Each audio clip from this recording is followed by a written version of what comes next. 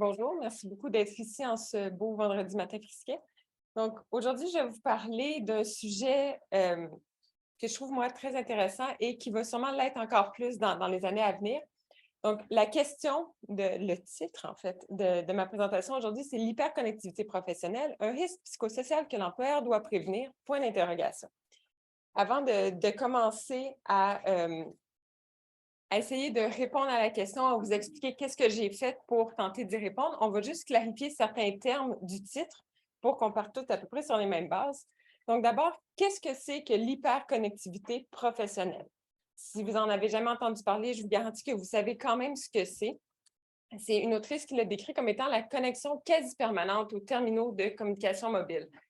On parle dans le fond des technologies de l'information et de la communication, donc tout ce qui est téléphone cellulaire, ordinateur portable, montre intelligente, téléphone intelligent et tout ça. Et on ne parle pas ici de quelqu'un qui est toujours sur son cellulaire pour envoyer des photos de chat à ses amis ou pour parler à sa famille, mais on parle vraiment dans un contexte professionnel, l'hyperconnectivité professionnelle, donc des gens qui sont toujours disponibles, qui sont hyper vigilants pour être sûrs de répondre rapidement aux questions, aux messages de leur entourage professionnel, que ce soit les collègues, les supérieurs ou les clients, par exemple.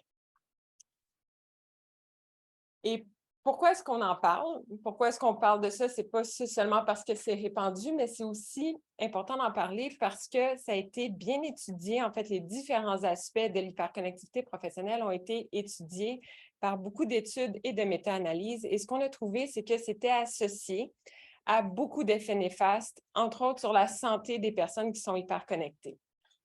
Donc, on parle de difficultés à récupérer du travail. Donc, le travail, c'est quand même a son lot d'agents stressants. Et si on ne peut pas se déconnecter, donc si on ne peut pas non seulement arrêter de travailler, mais arrêter de penser au travail, bien, ça nous empêche de récupérer de ces agents stresseurs-là du travail. Les gens qui sont hyperconnectés sont associés aussi à des risques plus élevés de stress, d'épuisement professionnel et de dépression, entre autres, d'anxiété également. Ces risques-là peuvent se trouver dans différents pans de la population, mais sont plus marqués chez certaines catégories de personnes, les personnes qui ont une charge de travail très élevée, les personnes qui sont insatisfaites des attentes de disponibilité. Donc, il y a des gens qui disent: oui, je suis toujours connectée sur mon cellulaire, je dois toujours répondre à mes courriels, mais c'est correct, c'est ça que j'aime, ça fait partie de mon emploi, puis je m'y fais. Ça ne veut pas dire qu'ils sont immunisés contre les risques, mais souvent, leurs risques vont être moins élevés que les personnes qui, en plus d'être toujours connectées, sont insatisfaites de leur situation. Et aussi les personnes qui ont moins de contrôle sur leur horaire, donc qui sont obligés de répondre et qui ne peuvent pas choisir les moments où ils vont être disponibles, vont généralement avoir des risques plus élevés de tous ces problèmes de santé. Il y a aussi d'autres problèmes dans l'équilibre travail-vie personnelle, etc. Et pourquoi moi, ça m'intéresse? C'est parce que c'est mon sujet de thèse. En fait, je suis en train de faire ma thèse de doctorat à l'UQAM. Je la fais sur l'encadrement du temps de travail et le droit à la déconnexion. Et donc, je m'intéresse à ceux qui ne sont pas déconnectés, donc ceux qui souffrent d'hyperconnectivité professionnelle. Ça, c'est pour la première partie du titre. La deuxième partie, quand je parle des risques psychosociaux, mais qu'est-ce que c'est? C'est un terme dont on entend tranquillement de plus en plus souvent parler et ça fait référence, quand on pense aux risques dans un environnement de travail, on peut penser assez facilement au risque de blessures physiques. S'il y a un risque qu'une tuile nous tombe sur la tête ou qu'on se cogne ou qu'on respire des trucs toxiques, on peut facilement imaginer que c'est problématique et que on doit le prévenir, on doit le régler aussi. Mais ce qu'on s'est rendu compte au fil du temps, c'est qu'il y avait d'autres facteurs aussi qui sont peut-être un peu plus subtils, mais qui ne sont pas moins importants. Donc, des facteurs qui sont reliés à l'organisation du travail. Bon, là, je vais le lire un peu parce que c'est vraiment la meilleure manière de le résumer. Donc, l'organisation du travail, les pratiques de gestion, conditions d'emploi et les relations sociales. Et tout ça qui vient créer une espèce de climat qui augmente la probabilité d'engendrer des effets néfastes sur la santé, entre autres la santé psychologique et physique des personnes qui sont exposées. Donc, des exemples de risques psychosociaux, une charge de travail élevée, ça peut contribuer à avoir des effets néfastes sur la santé, un faible soutien de la part des supérieurs et des collègues, etc. Donc, ça, c'est la définition qui a été tirée du site de l'INSPQ, qui est l'Institut national de santé publique du Québec, qui parle des risques psychosociaux. Dans le titre, je parle aussi de l'employeur qui doit prévenir. Donc, comment est-ce que tout ça vient se mettre ensemble? C'est que les employeurs au Québec, en vertu de la Loi sur la santé et la sécurité du travail, la LSST pour la suite de la présentation, doivent prévenir et essayer d'enrayer et au moins agir lorsque certains risques surgissent.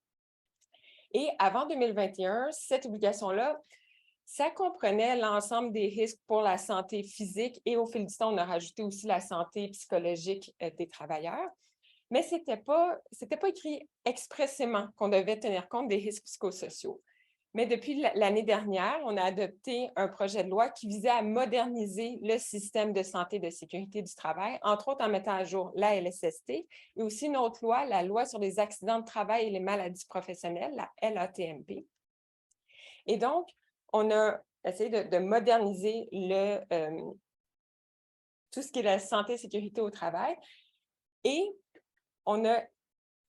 ce qu'on a dit, c'est que les employeurs devront désormais avoir un programme de prévention des risques. Et dans ce programme-là, on devra inclure expressément un paquet de risques, mais aussi les risques psychosociaux. Les employeurs doivent les identifier par écrit, ces risques-là. Ça, c'est la première étape. Et au fil du temps, il va y avoir d'autres obligations. Les obligations varient aussi selon la taille de l'entreprise. Je ne m'étendrai pas sur le sujet dans le cadre de cette présentation-ci, mais simplement savoir que maintenant, c'est vraiment écrit noir sur blanc dans la loi que les employeurs doivent, dans des mesures différentes selon la taille de leur entreprise, mais au moins identifier les risques psychosociaux.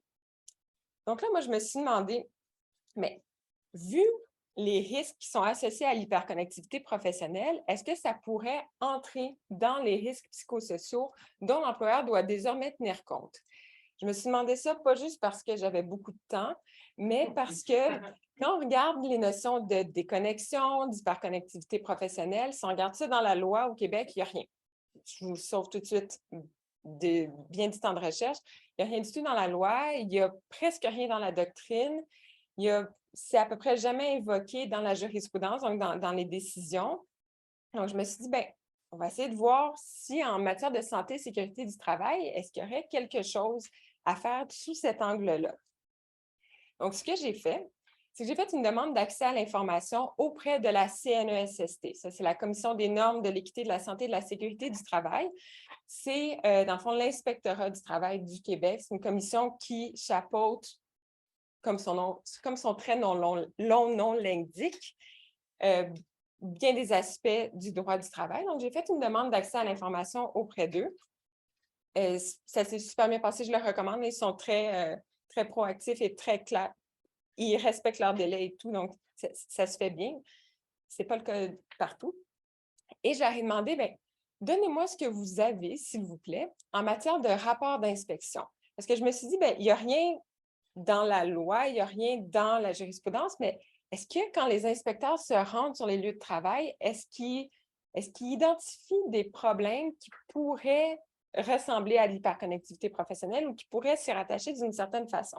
Donc, j'ai dit, s'il vous plaît, donnez-moi tout. Et là, je suis allée très large parce que je savais très bien que si j'utilisais le mot hyperconnectivité professionnelle, il y avait des fortes chances que j'ai rien. Donc, je suis allée très large. J'ai dit risque pour la santé mentale, psychique ou psychologique des travailleurs et travailleuses. Et là, j'ai dit tout ce que vous avez. Là. Je suis vraiment allée très large. S'il y en a qui refusent de travailler, je veux aussi pour tout ce qui a rapport aux inspections régulières, aux obligations de prévention, s'il y a des constats d'infraction, je veux tout ça entre le 1er janvier 2018 puis le 17 mai 2022, qui est la date à laquelle j'ai fait la demande. J'ai reçu, je ne vous mens pas, une pile à peu près épaisse comme ça. C'est 2 gros cartables, dans le fond, que j'ai remplis de documents. C'était 130 rapports que j'ai reçus qui parlaient d'une manière ou d'une autre de santé mentale, psychique ou psychologique des travailleurs. Sauf que je m'y attendais aussi.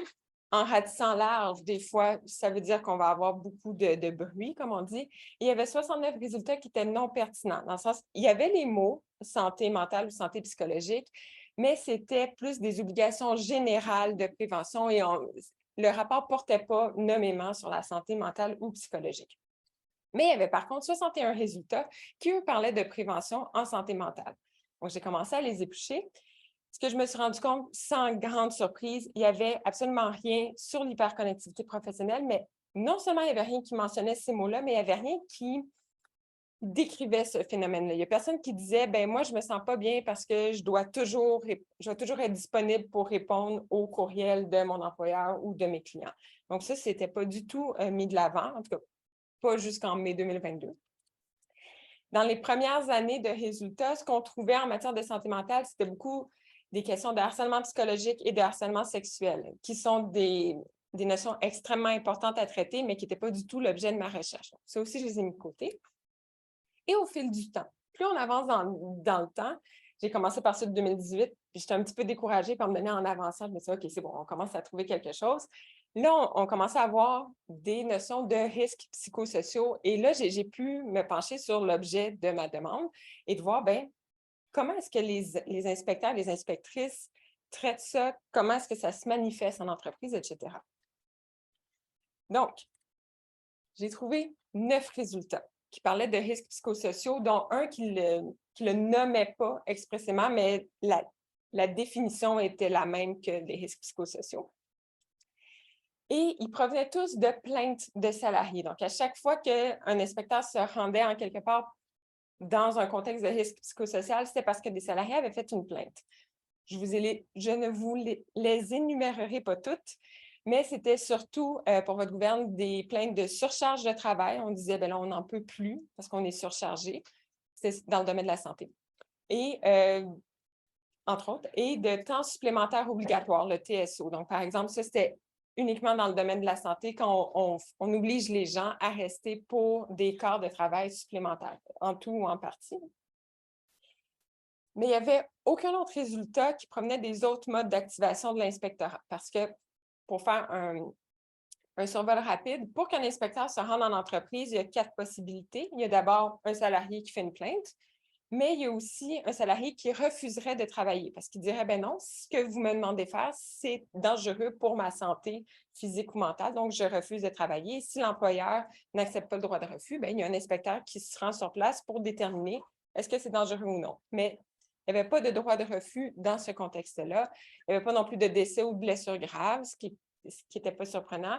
Il n'y avait pas non plus d'inspection proactive. Donc, les inspecteurs peuvent des fois dire, ben, on va aller inspecter telle entreprise.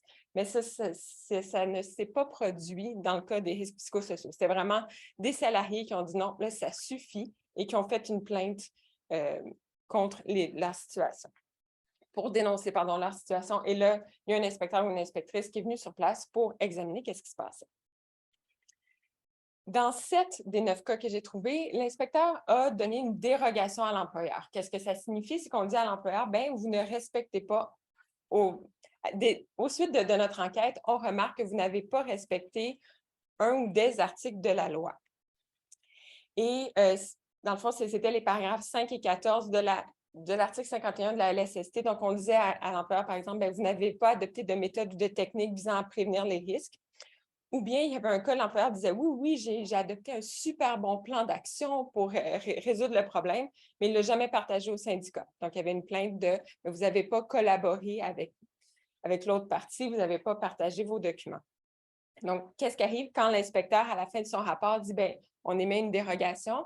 C'est qu'on donne un certain délai à l'employeur pour se conformer à la loi. Et ce qui arrive par la suite, c'est qu'il y a nécessairement un suivi de la part de l'inspecteur ou de l'inspectrice pour voir, bon, bien, il y a 2 mois, je vous ai demandé de faire ça, qu'est-ce qu'il y en est?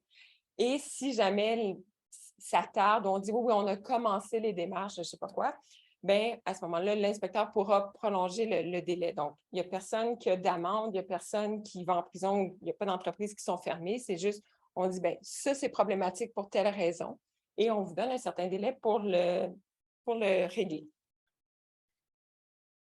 De cette grosse pile de documents, dont seulement 9 étaient pertinents à ma question, qu'est-ce que je peux en tirer comme constat?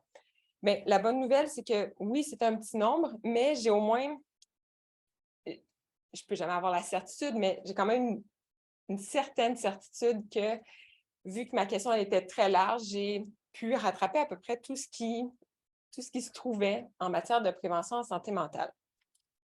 Mais j'ai pu tirer plusieurs constats. Le premier, c'est que toutes les plaintes en matière de risque psychosocial provenaient de salariés syndiqués. Donc, ce qui veut dire qu'en milieu non syndiqué, tout va bien, hein? Évidemment pas. Mais ce serait intéressant de se demander, qu'est-ce qui se passe en milieu non syndiqué? Est-ce que c'est parce que les gens ne savent pas que cette obligation-là de l'employeur existe de prévenir les risques psychosociaux? Est-ce que c'est parce qu'on le sait, mais on ne sait pas trop où se tourner? Est-ce que c'est parce qu'on n'ose pas faire de plainte? Bref, ce serait intéressant de voir qu'est-ce qui se passe. Pourquoi est-ce que dans le milieu non syndiqué, justement, il n'y a pas de plainte? Et ce que j'ai trouvé aussi, c'est que les risques psychosociaux, quand on fait une plainte en matière de risque psychosocial, c'était vraiment dans des cas assez extrêmes. C'est dans le domaine de la santé, donc des gens qui font du temps supplémentaire obligatoire et qui ont littéralement la vie de gens entre leurs mains, ce qui peut être quand même assez stressant. Ou c'est dans un domaine, c'est des enquêteurs de police, par exemple. Donc, on parle vraiment de domaines plutôt, de cas assez extrêmes où vraiment les gens étaient au bout de leur élastique, là. Mais là, je me suis demandé, qu'est-ce qui se passe dans des situations plus courantes, entre guillemets? Donc, par exemple, on est dans un bureau ou un bureau d'avocat, par exemple, où le rythme est très, très élevé, la charge de travail est très, très élevée. Est-ce que les gens vont se dire, non, c'est pas normal, ils vont faire une plainte ou vont essayer d'améliorer la situation? Ou il faut vraiment qu'on se rende à des cas extrêmes pour que les gens se disent, ouais, non, ça va pas, on va déposer une plainte. Donc, je serais curieuse de voir au fil du temps comment ça va se dérouler en cette matière-là. La bonne nouvelle, c'est que les plaintes, s'il n'y en avait pas beaucoup, elles étaient prises au sérieux. C'est-à-dire que les rapports sont très détaillés et on voit que ce n'est pas juste, bon, les salariés se plaignent encore. Là. On va vraiment voir qu'est-ce qui se passe, c'est quoi les mesures qui ont été prises et on s'assure dans les rapports, bon, je sais, mon échantillon est petit, mais ce que j'ai vu, ça m'a donné beaucoup d'espoir et c'était plusieurs inspecteurs et inspectrices différents. Et on s'assure donc que l'employeur comprenne bien c'est quoi les lacunes qui ont été identifiées et c'est quoi les objectifs à atteindre. On ne lui dit pas juste, là, tu dois prévenir les risques psychosociaux. On lui explique, bon, il y a ça qui est problématique. Assurez-vous de mettre en œuvre certains mécanismes de prévention. On leur donne des outils pour le faire. Donc, on prend ça quand même au sérieux. Je reviens à ma question, au titre qui était une question. Moi, j'espérais pouvoir effacer le point d'interrogation puis vous dire, oui, on doit maintenant prévenir l'hyperconnectivité professionnelle parce que c'est un risque psychosocial. Je ne peux pas le dire parce que ce n'est pas du tout ce que les documents vont dire. Je peux continuer de le penser, mais ce n'est pas ce que les documents m'ont permis de prouver à date. Mais si ça n'a pas permis de répondre clairement à ma question, moi, ça en a soulevé d'autres qui sont aussi intéressantes. Ce que j'ai remarqué, c'est qu'en cherchant un peu plus sur les risques psychosociaux, la CNESST offre quand même des outils qui ont l'air assez bien pour aider les employeurs à identifier les différents risques dans leur entreprise, dont les risques psychosociaux. Donc, je me dis, on a déjà des bons outils et si on commence à se dire, oui, l'hyperconnectivité professionnelle, vu les risques en raison de surcharge, en raison de faible soutien de la part de l'équipe. Parce qu'on est le seul qui veut se déconnecter, ça ne fonctionne pas très bien. Donc, si on se dit, oui, peut-être que l'hyperconnectivité professionnelle pourrait en faire partie, on ne part pas de zéro. On a déjà des bons outils qui pourraient simplement être adaptés. Et je le disais, ce n'est pas du tout mentionné dans la législation pour le moment. Si ça l'était, probablement que ma thèse serait beaucoup plus courte et rapide. Mais je me dis que si on pouvait l'identifier comme étant un risque psychosocial, le fait d'être toujours connecté à son milieu professionnel, le fait de devoir être toujours disponible pour répondre aux appels, aux courriels, aux messages des clients, des supérieurs et des collègues, ça pourrait en faciliter la prévention. Parce qu'en ce moment, qu'est-ce qu'on a vu en matière de normes du travail, de dire vous avez le droit de vous reposer, ça n'a pas l'air de fonctionner très fort. Mais là, je me dis, si on regarde ça plutôt de l'angle de la santé et sécurité du travail, de dire si ça continue comme ça, dans certains cas plus extrêmes, vous êtes plus à risque de développer notamment des problèmes de santé. Mais est-ce que ça pourrait être peut-être un levier intéressant pour essayer d'encadrer ce phénomène-là et pour essayer justement de prévenir les différents problèmes qui peuvent y être associés. Donc, c'est à suivre et c'est ça qui rend le sujet aussi intéressant. Et j'espère donc pouvoir revenir d'ici peut-être 2 ans, à peu près vers la fin de ma thèse, pour vous représenter ça sans point d'interrogation maintenant. Donc, merci beaucoup.